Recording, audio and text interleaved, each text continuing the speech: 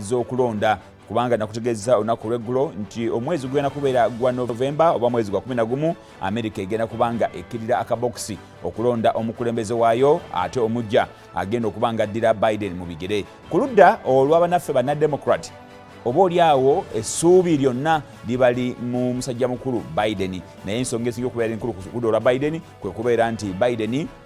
abantu bamutunulyanga omusajja anafuyeemu mu nsonga z'obulamu bwe ng'omuntu era nga bagamba nti oba oliawo obunafu obwo buyinza omulemesa n'okuyita mu kampeyini obulungi ekiyinza okuleetera bannademokrati kubanga tebayitamu. Ensonga ey'okubiri, Biden mutabani we alina emisango mingi gye bagenda mu maaso n'okumuvunaana naye nga bangi bagamba yagizza mu kaseera Biden we yali vice president owa Obama kati nga bagamba nti ebiseera ebyo biyinza omuleetera obuzibu mu kalukano akaddako ng'ate musajja mukulu Trump yeeyongedde okubanga akalulu akanoonya nakulaza olunaku olw'eggulo bwe yagenze maaso banne n'abalippa n'abanga abawangudde mu ssaza eryasoose kati bagenda butereevu mu New Hampshire okulaba nti nayo bagenda maaso n'okunoonyayo akalulu.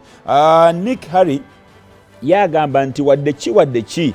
asuubira okuba nti ye mukyala oba ye mukulembeze ayinza okusobola nnyo nga bw'asobola okuba nti awangula Trump era agambye nti mumuwe obululu bwe naye nga tejjukira nti abamu ku abo abadde beesimbyewo twalabye gulu musajja Vivek ng'avaamu n'abanga yagamba nti agenda butereevu okuwagira Trump. Kakati embiranye eri wakati w'abantu basatu okuli Nick Haley ate okuli ne DeSantis ate era kwe kuli ne Donald Trump weewaawo akyabali waggulu naye kati embiranye egenda mu maaso n'okulaba ani ayinza okubeera owokubiri oba ani ayinza okwevaamu masaza agasigadde n'abanga asobola okulumba. Abamu bagamba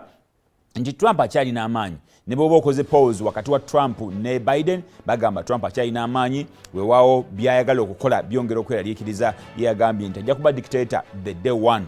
kasaba n'amulonda mu ggwanga erya Amerika olunaku olusooka lwokka lwagenda okubaako dictator kubanga byagenda okusalawo okukola bigenda kulaga abantu bangi nti dictator yagambye nti kasitatuka bw'ati ng'ensalo azigala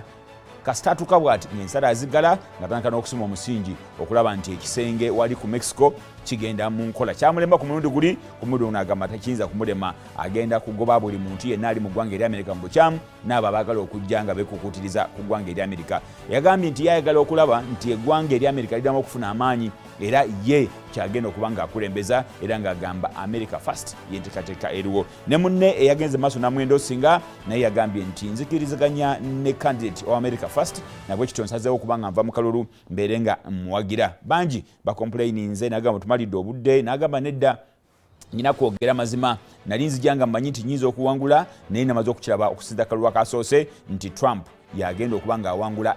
ticket ey'Abadde Democrats nabwe kityo siyinza kuba nga nsigala mu kalulu kano. Kakati embiranye eri ku bantu basatu eri mu Democrat wakyaliyo omu gwe tugamba nti oba oliawo yayinza okuba nga gwe bayimiriddeko naye nga obunafu bwe nabwo weebuli ate ku sayidi eno bali basatu naye nga Trump bagamba akyabali waggulu era ssaawa yonna ayinza okuba nga akalulu ayinza okukawuuta obuva. Embeera bwetyo bweri mu ggwanga erya Amerika nga tukomyewo wano waffe mu ggwanga lyattu Uganda olunaku olw'eggulo wadde NAM egenda